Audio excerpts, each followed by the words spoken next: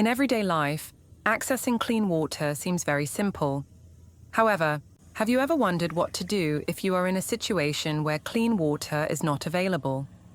Today, I will conduct an interesting experiment, filtering dirty water into clean water using only simple, easy-to-find materials, such as charcoal, sand, gravel, cotton wool, and a few used plastic bottles.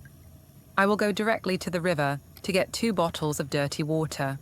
The water source has not been treated. Then, I will assemble a manual but extremely effective water filtration system, helping to remove impurities and make water clear in the most natural way. No need for expensive filters or modern technology. With just a few simple steps, you will see that making your own water filter at home is completely possible and very useful in emergencies or picnics.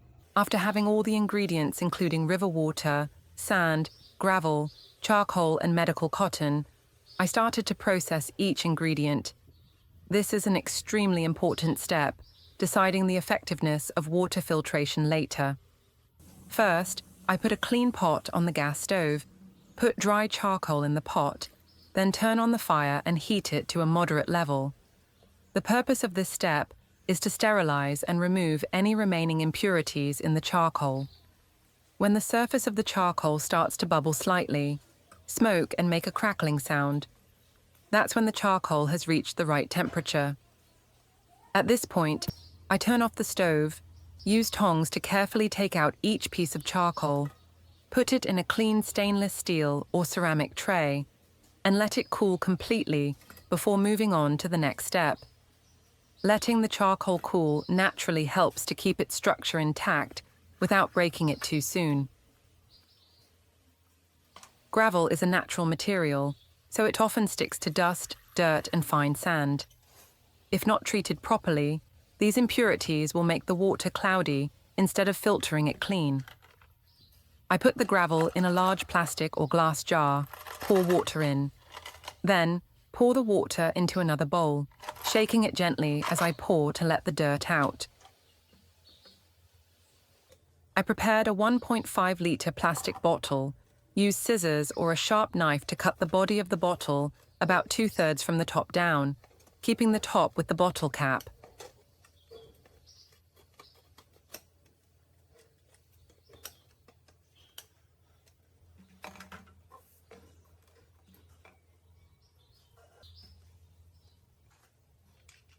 At the top of the bottle, I used a heat sealer or a heated sharp object to punch 3 to 5 small holes, enough for water to drip down, but not too big to retain sand and charcoal.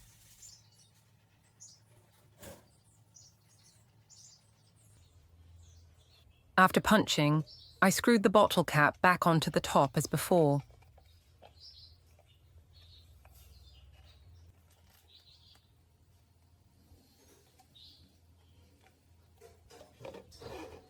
The cotton doesn't need much treatment, but you should tear the cotton gently, loosen it a bit so that when used, the water can seep evenly through the cotton fibers.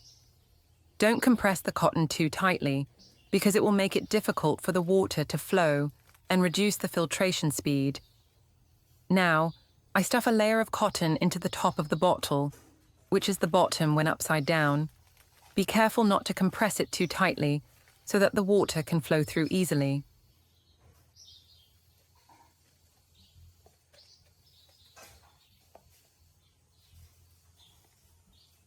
After the charcoal has been boiled and cooled completely, I move on to the next step, crushing the charcoal to increase the filtering efficiency. Note that the charcoal needs to be really dry and cool to avoid burning your hands or tearing the bag when pounding. I prepare a thick nylon bag or a clean Ziploc bag, then gently put each piece of charcoal into the bag. Do not put too much charcoal at once, because it will be difficult to pound evenly and easily tear the bag.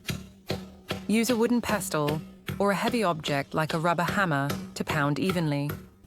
You should pound from the outside in, holding your hand firmly and carefully, because the charcoal is very fragile and can shoot out. This pounding process does not need to turn the charcoal into a fine powder, just pound it into moderate particles, enough for water to pass through the slots, but still retain the ability to absorb impurities. If the charcoal is too fine, it will clog the filter and slow down the water flow. After pounding, I open the bag, pour the crushed charcoal into a clean tray to prepare for the filter installation step. Now for the water filter. I took the top of a 1.5-litre plastic bottle that I had cut off, turned it upside down, and placed it on top of a large glass jar or clean container, with the cap facing down. This cap had been pre-punched so that the water could drip out after being filtered. Once the cotton wool was added to the top of the bottle, I added a few spoons of activated charcoal. I took the crushed charcoal and added it on top of the cotton. As I added it, I pressed it down gently so that the charcoal lay evenly and firmly, avoiding letting the water flow through too quickly without being filtered. Charcoal acts as a natural chemical filter, helping to absorb color, odor, and some toxic substances that may be in the water. Next, I added clean sand. The sand layer had been thoroughly treated. I put a few spoons of sand on top of the charcoal. As I added it, I pressed it down gently. The sand acts as a physical filter, retaining the coarse sediments and dust that remain when the water passes through the upper layer. Finally, the gravel layer. On top, I add a layer of clean gravel that almost fills the mouth of the bottle. The gravel layer acts to hold the lower layers in place, while also helping to evenly disperse the water flow when pouring in, avoiding strong flushing that can disrupt the filter structure. After completion, I check again to make sure the layers are in the correct order and compressed evenly, without tilting or gaps in the middle. Now it's time to test whether this water filtration system is really effective. I took one of the 2 bottles of dirty river water that I had prepared earlier. To the naked eye, the water was quite cloudy, with a slight muddy smell and some suspended particles. I carefully poured the water slowly into the mouth of the plastic bottle, which was the top of the filter. Because there was a layer of gravel, the water was evenly distributed, not pouring into one place. At this time, the water began to seep through each layer of material, from gravel, sand, charcoal, cotton, and finally leaked through the small holes in the bottle cap, dripping into the glass jar below. I watched the water flow out. At first it was a bit slow, but then it became more even. The water flowing down was much clearer than before, no large residue and less unpleasant smell. After filtering about 1 bottle, I poured the filtered water into another clean plastic bottle, using a funnel to avoid water spilling out.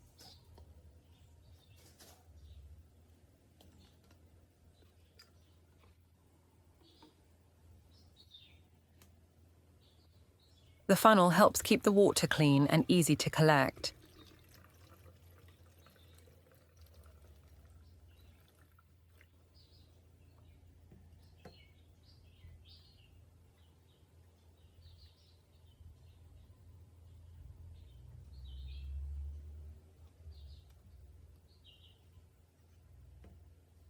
I continued to filter the second bottle of water in the same way.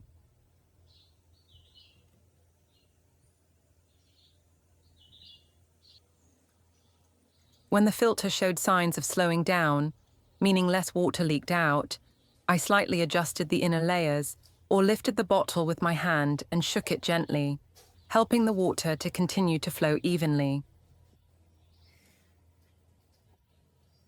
The result after filtering 2 bottles of dirty river water was a relatively clear amount of water, which looked almost like tap water to the naked eye.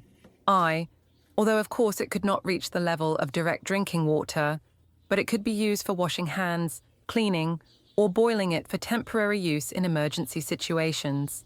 So I have completed a simple, effective homemade water filter that anyone can make at home. With just easy-to-find ingredients such as gravel, sand, charcoal, and cotton, we can turn dirty river water into amazingly clean water. After the filtration process, the water is clear, almost odorless, and has no suspended solids. If you use charcoal that has been thoroughly boiled and properly processed, the filtered water can be drunk directly.